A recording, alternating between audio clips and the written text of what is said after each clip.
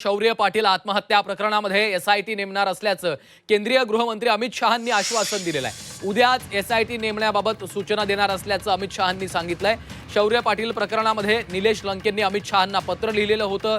दुसरीकडे राष्ट्रवादी काँग्रेस शरदचंद्र पवार पक्षाच्या खासदारांनी देखील अमित शहांची भेट घेतलेली होती। सुप्रिया सुळे यांच्या नेतृत्वामध्ये राष्ट्रवादी शरद पवार पक्षाचं शिष्टमंडळ अमित शहांना भेटलेलं आहे आणि त्यानंतर आता अमित शहांनी हे एक महत्त्वाचं आश्वासन दिलेलं आहे। शौर्य पाटील यांच्या आत्महत्या प्रकरणामध्ये एसआयटी नेमणार असल्याचं अमित शहांनी सांगितलेलं आहे। निलेश लंके राष्ट्रवादी काँग्रेस शरदचंद्र पवार पक्षाचे खासदार निलेश लंकेंनी देखील अमित शहा यांना या प्रकरणामध्ये एक पत्र लिहिलेलं होतं आणि त्यानंतरच आता अमित शहांनी या प्रकरणामध्ये एसआयटी नेमणार असल्याचं आश्वासन दिल्याची माहिती समोर येते आहे।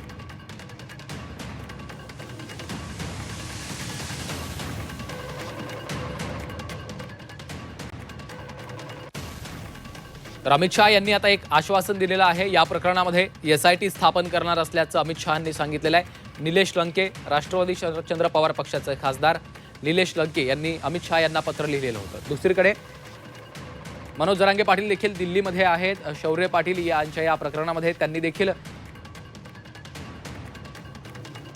संपूर्ण सखोल तपासाची मागणी जरांगे पाटलांनी देखील केलेली आहे। शौर्य पाटीलच्या कुटुंबाला न्याय मिळवून देण्याची देखील मागणी जरांगेंनी केली आहे।